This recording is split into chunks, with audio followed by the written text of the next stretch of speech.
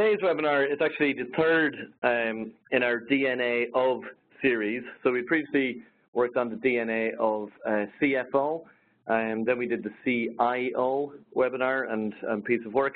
And today is obviously about the DNA of a VP of construction. So thank you very, very much for joining us today. And I really do hope that all of you find it very productive. So as introduced, my name is Rowan O'Grady. I'm the president of Hayes in Canada. I've been in the specialist recruitment business and with Hayes for almost 20 years, 8 of those based here in Toronto. And most of my career actually with Hayes has been working within our construction and property specialist division. And that's our leading specialist division here in Canada and in most of the 30 countries that we're actually in around the world. So we're very, very familiar with and knowledgeable of the construction industry and recruitment within it. The reason behind this idea, the DNA series, was really to understand with some certainty what it really takes to reach the top of your profession in Canada. And as Canada's leading recruiter for the construction industry, we've got the means and we've got the expertise to be able to answer that. And it would appear from the amount of interest that we've had in the project that there's clear demand for the answers, so why wouldn't we find out? I should also mention here that the insights and the findings that I'm going to show you here are really relevant to anyone with ambitions to progress their management career in construction, and whether that actually includes becoming the VP or not really doesn't matter so much. So what I'll show you in the next 20 minutes is a preview of the full report. We'll have a few minutes at the end to answer any questions that you might have. And the full report is actually out later today, so I believe this afternoon you can go to hayes.ca/DNA and you can request a copy for yourself. So how do you find out what it actually does, what it really takes to become a VP of construction in Canada? So we surveyed 100 of Canada's construction leaders at a VP level or above, all currently working here in Canada, and we surveyed them on their qualifications, their education, their industry experience, the challenges, the mistakes that they've made in their careers, as well as their own goals and objectives. In addition to that, we also did a deep dive analysis of 100 VPs' resumes, all again obviously based in Canada, and that was really to try and get into the real detail, the nitty-gritty of the resume, and to find out how they actually present themselves. And then finally, we interviewed a number of Canada's leading vice presidents, including from Ellis Don, from PCL, and Turner Construction, to get their personal insight and advice on how they got to where they are today. We've actually created a short video. It's like a 5-minute video of those interviews, and that's available and can be found on hayes.ca/DNA, or at least wait until the webinar is over and then go there and have a look. Our first piece of data that I'd like to share with you is that 96% of VPs in the construction industry said that they were happy with their choice, and that's a very encouraging thing to hear for a more junior person or an ambitious person who has an aspiration to become a VP. How the other 4% got to where they are but are unhappy in their careers, I'm not really sure. But there you go, and even VPs can be unhappy in their job, and that's good to hear sometimes for everybody else. I suppose it happens to all of us at some stage. Just a little bit about the respondents as some context. The majority of the respondents are male, and also from Ontario, BC, or Alberta would cover the vast majority of people. Typical age of the VPs was between 50 and 60 years old, but still a good proportion, 27% in their 40s. Just as a semi-interesting thing, we asked people whether working in the construction industry was actually in the family, and a very healthy 41% said yes. So a little bit like the armed forces in that way, and a lot of people emulating their father perhaps, which is probably a good sign of the industry. So we set out to be able to define the path to success for an aspiring VP in the construction industry, obviously. And so whilst we can't really say that there's one single path to success, because there isn't. But when we sat down to look at all of the results from the survey, and we looked at the resume analysis and watched the videos from our leading VPs, there was a couple of key themes kept coming through. So there was a pattern. So we asked ourselves this question: what are the key elements that a VP must accumulate during his or her career to be given the best chance of success? And that's exactly what we're going to have to share with you today. The most succinct way of describing the path to the VP role is it's technical first and then focus on business and people. So firstly, you've got to get a solid technical understanding of the industry, whether your start is as an engineer or as a carpenter or as an estimator. Secondly, you've got to develop your skills as a business leader, and by that we mean being a leader of people first and foremost, but also developing your skills in business acumen and your commercial awareness. And then thirdly and finally, your success is defined by your ability to build high-performing teams, which depends obviously on finding the people in the first place, but also, and critically, it depends on your ability to be able to motivate, mentor, and mobilize that team. So over the next 15 minutes or so, I'm going to take you through each of these points one by one and just explain them in more detail. But before I do that, just a brief aside on the importance of the soft skills development. So when you think about it, the construction industry isn't immediately known, or you wouldn't automatically think of the construction industry as a place where sensitivity is seen as an essential skill. But when we ask VPs to weight how much of their time was spent developing their technical versus soft skills as their career progressed, you can see the results here. So at the beginning of their career, the focus was clearly on technical skills at 60% of their time. And as they progress throughout their career, that reduces and the soft skill development becomes more and more of a focus and a priority. So an important thing to bear in mind. And still on the topic of soft skills, we asked our VPs, what do you look for when you're hiring new team members into your team? So without the must-have, so for example, technical skills, professional accomplishments, etc., you probably won't have actually made it to the interview stage, but assuming that you actually do have those must-haves, it's really the soft skills that are actually going to get you the job or not. The top three things a VP looks for when hiring new team members are soft skills. So communication skills, personality fit, and then an interest or a passion for the company, i.e. the company that they're trying to get the job with. So soft skills are absolutely recognized by senior leaders as the key to their success, and that's exactly what they're looking for when they're bringing new people into their team.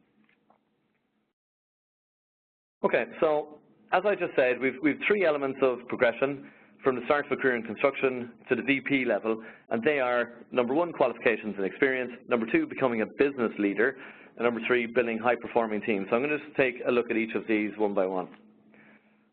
We analysed 100 Canadian vice presidents' resumes, and we looked at their qualifications, designations, skills, experience, and even pastimes, and we've documented the results in the full report. I've just posted a little shot from the full report here. You can see it there on the top right, so you can see how it looks. But for now, we've pulled a couple of the key highlights for you. So we looked at qualifications.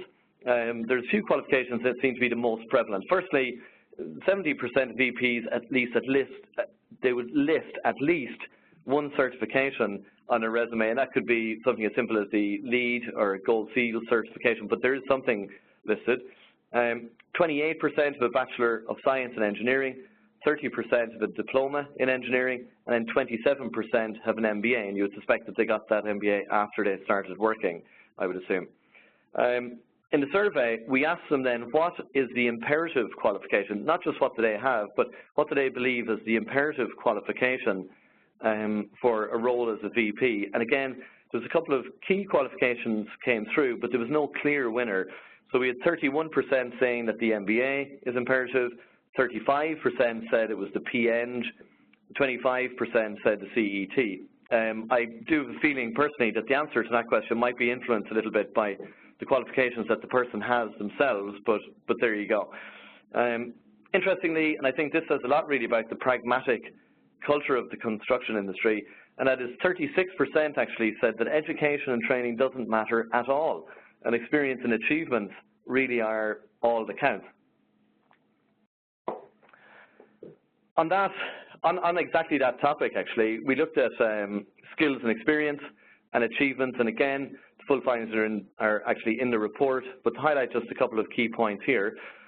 First of all, virtually all of the VPs have experience in multiple areas across construction management, and 60% have experience of working across different project types, i.e. residential or industrial or healthcare. as opposed to having developed their career within just one specialist sector. The chart here shows where they have experience in the various functions or functional areas within construction, and it's really in the areas that you would expect. So construction management, estimating, cost control, they would be the most normal things to have experience in for a VP of construction. Just as an interesting point here, the most common entry into the construction industry for VPs is actually as a tradesman or a labourer, and that was 36% listed that role as their first job within the construction industry. The takeaway really to stress here is that the people who've made it to the top, they've got a broad range of experience and they've not stayed in the same area of expertise during their career. On that same point, after the obvious answer of education and work experience, we asked the VPs what is their key selling point, and 64%, so a good majority, believe that that was answered through showing their professional accomplishments. And that's not just selling the point that they actually work somewhere for X number of years or that they held whatever position, but actually highlighting what it is that they actually accomplished and the specifics of it. And I think as a professional recruiter myself who makes their living from interviewing, I'd strongly agree with that statement. You know, hearing detailed and very specific examples of actual accomplishments, that really speaks volumes and it builds confidence like nothing else. So that to me was not that surprising, but it's an important point. I just wanted to, I'll pull out a quote here from Chris Barnard from Turner Construction, and he said it very well. He said during his interview, you have to have the ability to be flexible on lateral moves, and that cross-functional experience forms a diversified DNA within an individual that senior leadership looks for when promoting or hiring future managers. For example, being a superintendent and then transitioning over into estimating will gain you experience in different areas of business.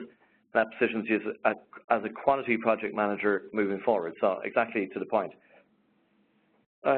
Okay, so on to the second phase then on the path to becoming the VP, and that is becoming an effective business leader.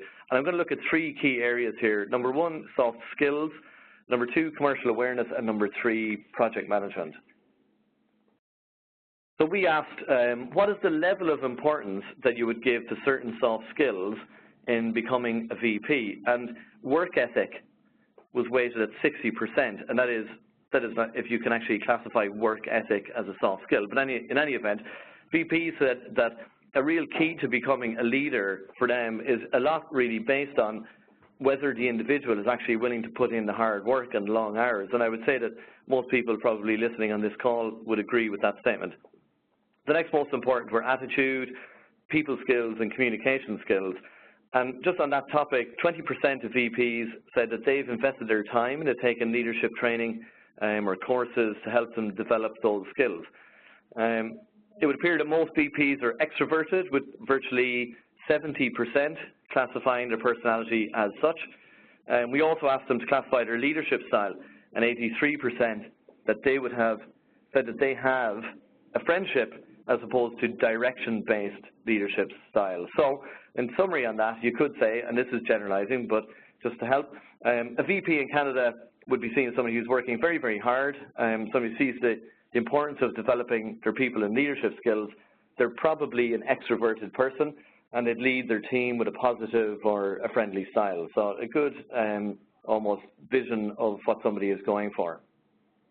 Secondly, then, we've got building commercial awareness. So we asked, what was the biggest mistake that you've made in your professional career? And 40% that it was actually a strategic decision error.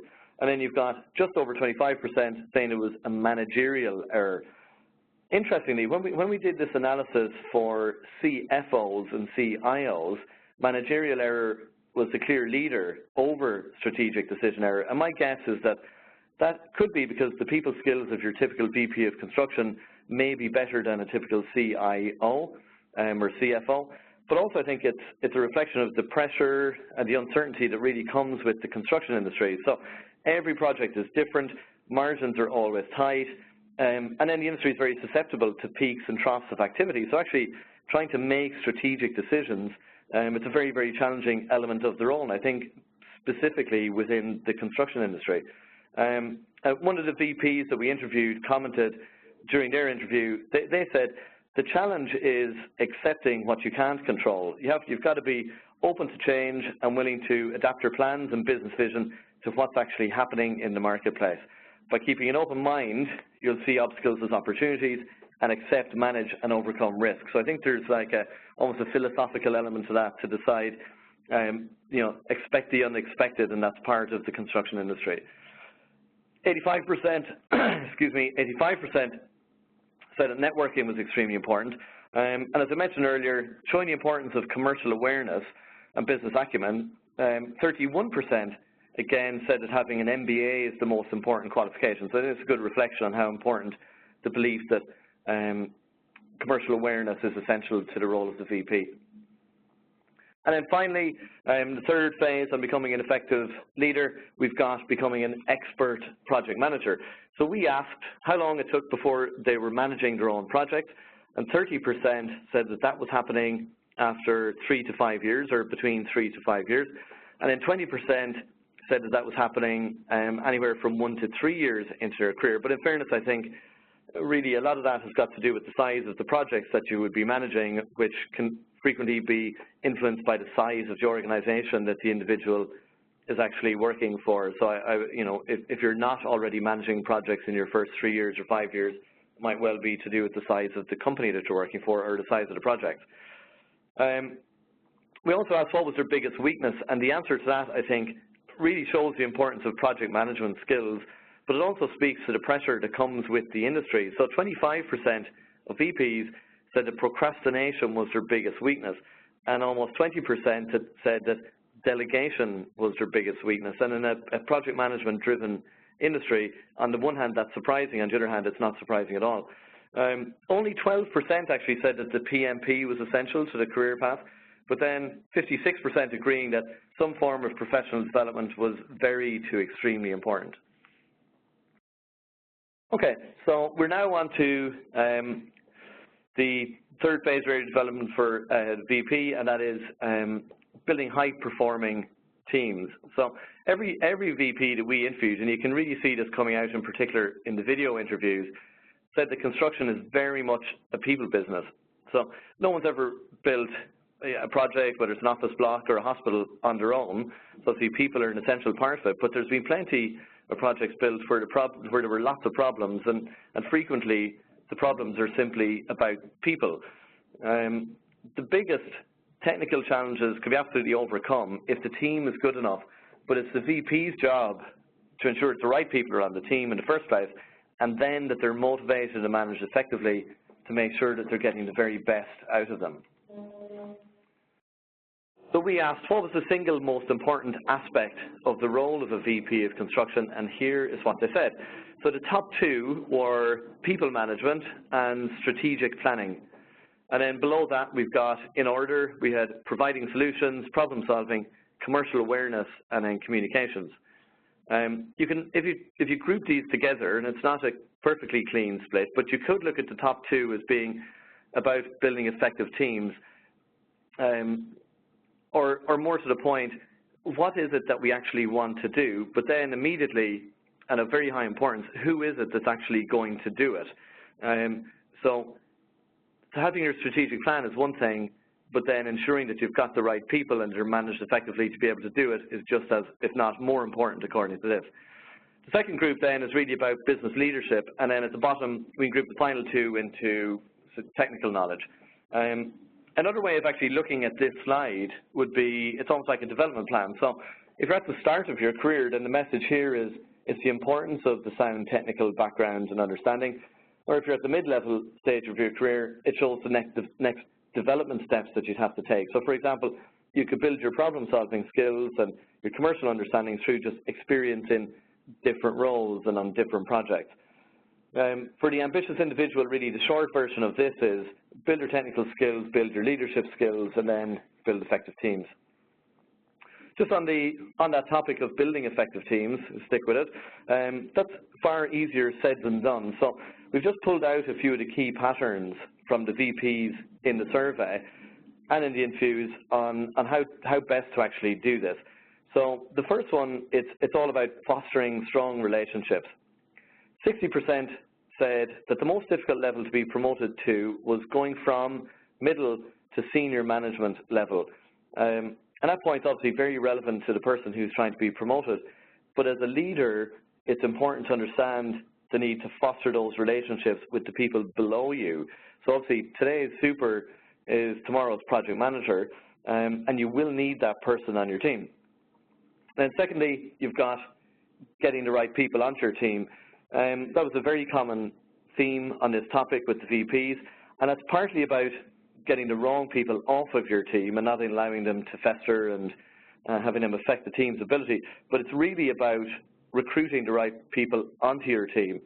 The construction industry, as we all know, has got a real shortage there of very skilled or very, very capable people. It's very hard to find the best people, and competition for those people is very, very hot.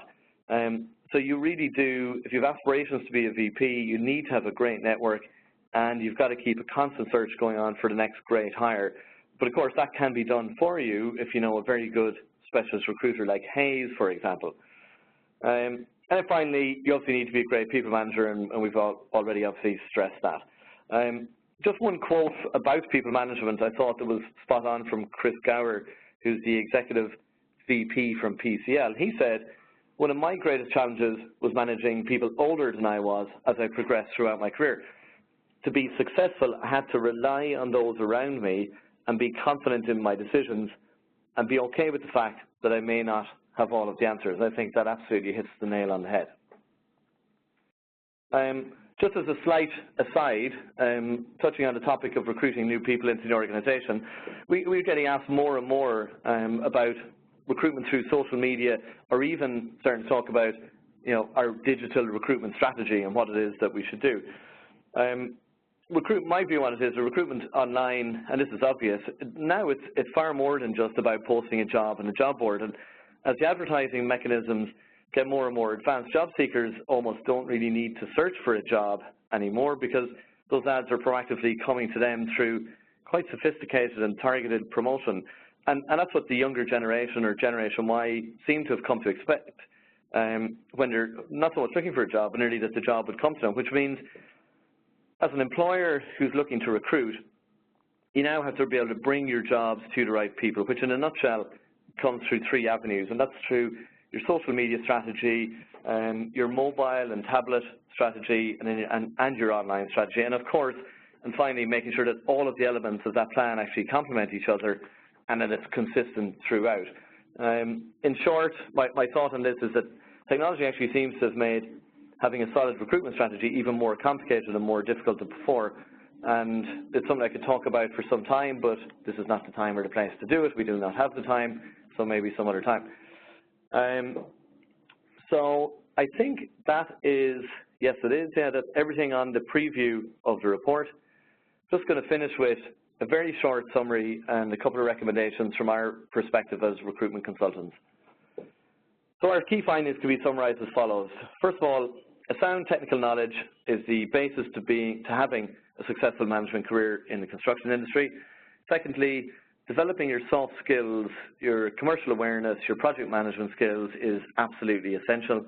And then finally, your success is dictated by how good and how effective your team is.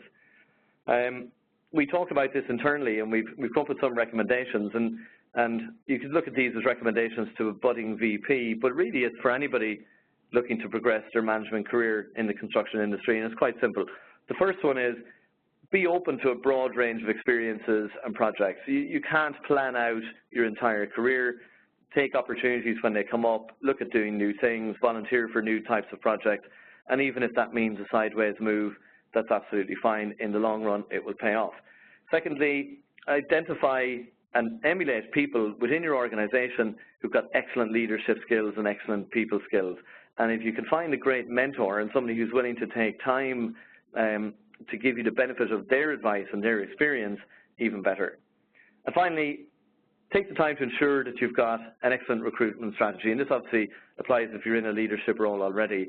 And once you've hired people, you've got to make sure that you're actually spending enough time with that individual to help them to develop to the next stage of their career and become a leader of the business in the future. So that is pretty much it. We've got some time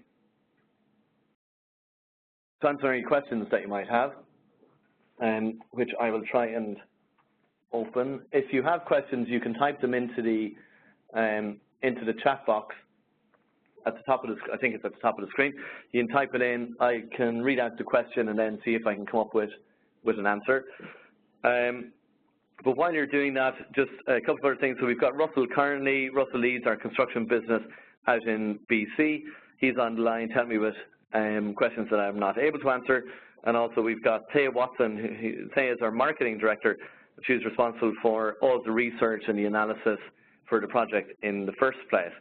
To request a copy of the full report, you can go to hayes.ca/DNA. And you can view the video there too, or you can go to YouTube, watch it there. It's YouTube/Hayes North America. And we'll just see if we've any questions. Hopefully we'll have one or two questions. Right, we've got some. So somebody has said, what do you mean by digital recruitment? What do you mean by digital recruitment? Are construction professionals online? Yes. Yeah, I think there's a perception that the construction industry isn't savvy with technology, but in fairness, at this point, anybody who's got a smartphone is online. So I would think yes. Whether every site supervisor is actually on LinkedIn or whatever is a debatable thing. But to answer the question, what do you mean by digital recruitment? When we say digital recruitment, we mean it's recruitment through all of the various different channels online, and that's everything from social media, your own website, associations, all of the links that you could potentially have, the job boards. But if it's something that's going to work and sophisticated, it's virtually got to be mobile at this stage, because more and more people are just interacting with the internet mobile from their mobile devices. So really this is, I think you may as well just call it your recruitment strategy, because that's absolutely the direction that it's gone in. Something that we put a huge amount of effort into. It takes a lot of work. It's about trying to produce quality content. It's about trying to engage with a large network of qualified people and developing a relationship with them. So there's a lot of work in it. But if you're serious about it, it can pay off. Another question, somebody said, I'll read this out, did the majority of VPs get their role from being promoted or externally? So did the majority of VPs get their role from being promoted internally, or did they come into the organization externally to get the position? Yes, okay, we do know the answer to that. The majority were promoted from within, so they'd progressed through the organization and then got promoted to the position of VP. There was a fair proportion. I don't know if you know the split between people who had come externally or people who had been promoted internally to the position of VP, what the split was? It was about 70 to 80 were promoted internally. 70 to 80% yeah. Promoted internally. Right, okay. And then the rest were coming in from outside. So it makes sense. They were headhunted, or majority were headhunted or found online. Right, okay. So it's possible to move into that role, but the more likely thing would be that you're a senior manager in an organization already working towards becoming a VP. Another question is, did the survey cover anything about the importance of emotional intelligence? Thea, can you answer that? Sure. It did in a sense. There's one section of the survey that's in our summary of findings piece, and it's about traits to success. And it kind of looked at the personal characteristics that VPs both rank as important to the role and what best describes them. So the top three were being responsible, proactive, goal-oriented, and then one of the core values that kind of transpired throughout their whole career was being ethical. And so in the report, we've kind of organized the personal characteristics and aligned it with kind of the career path as you progress. So it's an interesting section to see how your detail-oriented, being networked, passionate about technology transforms into being the responsible leader. So yeah, that's a key piece in our summary of findings section. Okay, good. Hopefully that answers that. If it didn't, just you can type in another question.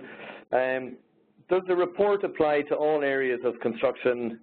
Is this just commercial or residential, or does it also include roads and buildings, civil construction, etc.? Yeah, it was everything. It wasn't focused on any particular area within construction. It was focused on, obviously, people working with general contracting companies as VPs of construction, But no, it certainly wasn't focused on a particular area. And if anything, we saw that the people who had made it to VP level had worked in multiple different areas. So they may have had time working in commercial, they may have had time working in industrial, they might have specialized in healthcare. One of the points that we made there was just having that broad knowledge or experience is definitely an advantage or almost an essential thing for someone to progress. Let's see, do we have anything else? People may be watching the USA-Germany football game or soccer game online right now. We might have lost their attention. And just one final one, I think we have answered it. So the question was, when you say getting a broad range of experience, do you mean taking a sideways move or a backward step? I think we had a quote there from one of the VPs who had said that taking a lateral move is definitely the right thing to do to diversify your skills and experience. But I don't think I'd recommend taking a backward step to take on new experience, because it can be difficult to explain that at times when you move on to the next job as to, did you take that because for some other reason.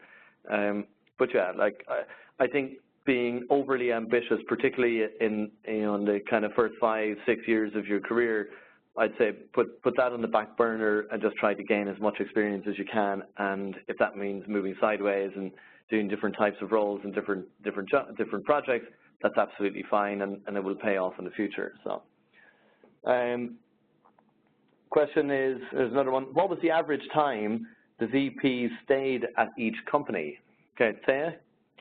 So we didn't look at it specifically how long they spent time at each company, but more how long they spent in different roles. So, for example, 33% that were a project director were in that role for about 2 to 3 years.